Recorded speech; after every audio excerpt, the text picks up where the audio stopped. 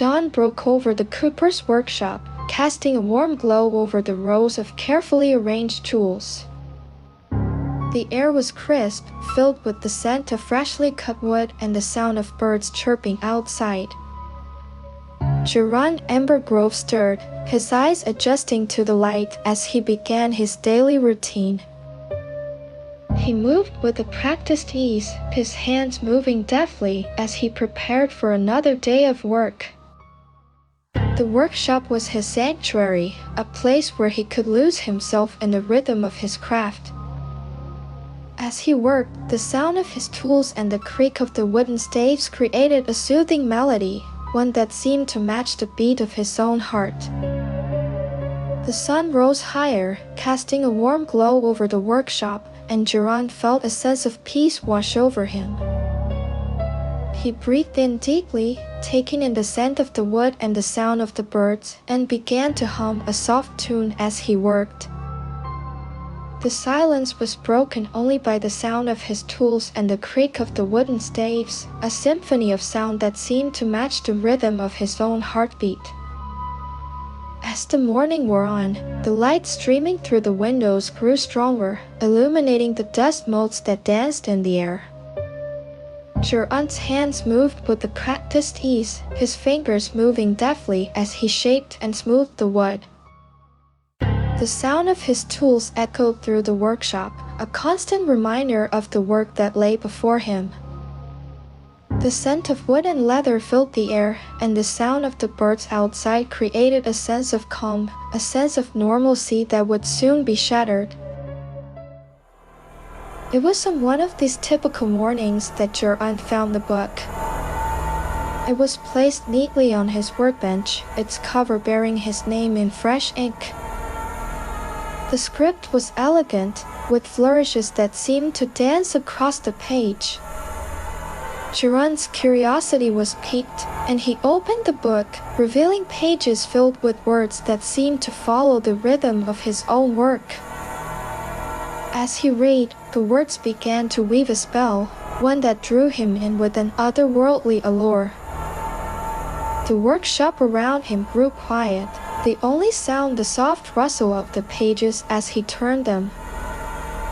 The air seemed to thicken, as if the very atmosphere itself was growing heavier, and Jorund felt a shiver run down his spine. He breathed in deeply, taking in the scent of the book and the feel of the pages beneath his fingers. The words seemed to shift and change, rearranging themselves on the page in ways that defied explanation. Jorund's eyes scanned the pages, his mind struggling to comprehend the secrets that lay hidden within the text. As he read, the silence grew thicker, until it seemed to be a physical presence that surrounded him. The book seemed to be pulling him in, drawing him deeper into its secrets, and Jorund felt himself becoming lost in its words. The shadows in the workshop seemed to deepen, as if they themselves were listening to Jorund's heartbeat, waiting for the perfect moment to strike. As the days passed, Jorund found himself returning to the book again and again. The words seemed to shift and change, rearranging themselves on the page in ways that defied explanation. Tools would move on their own, and the sound of footsteps echoed through the workshop, even when no one was there. The air grew colder, and the shadows seemed to twist and writhe like living things. Jorund's sense of unease grew, but he couldn't look away from the book. It was as if he was trapped in a cycle, one that was pulling him closer and closer to some dark and ancient power. The workshop seemed to be changing, the very walls shifting to accommodate some unseen presence. Jorund's heart pounded in his chest, and his breath came in short gasps. He was no longer alone in the workshop, and he knew it. The silence was oppressive, and the air seemed to vibrate with an otherworldly energy. The shadows seemed to be watching him, their dark forms twisting and writhing like living things.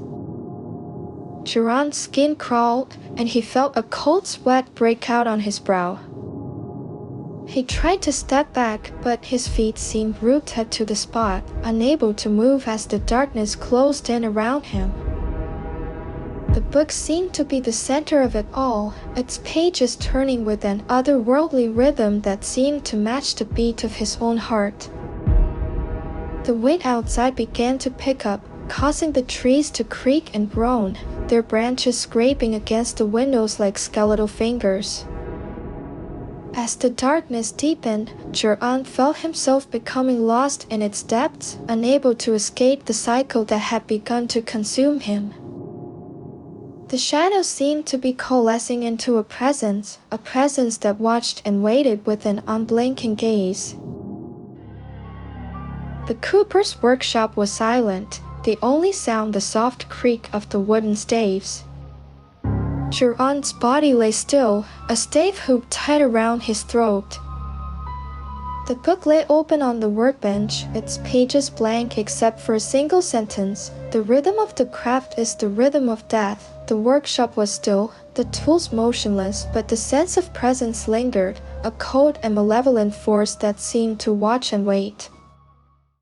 The air was heavy with the scent of death, and the shadows seemed to twist and writhe like living things. The silence was oppressive, and the darkness seemed to vibrate with an otherworldly energy. Jorund's body seemed to be a part of the workshop itself, his limbs twisted and contorted in a way that seemed unnatural. The stave hoop seemed to be a part of him, a symbol of the craft that had consumed him.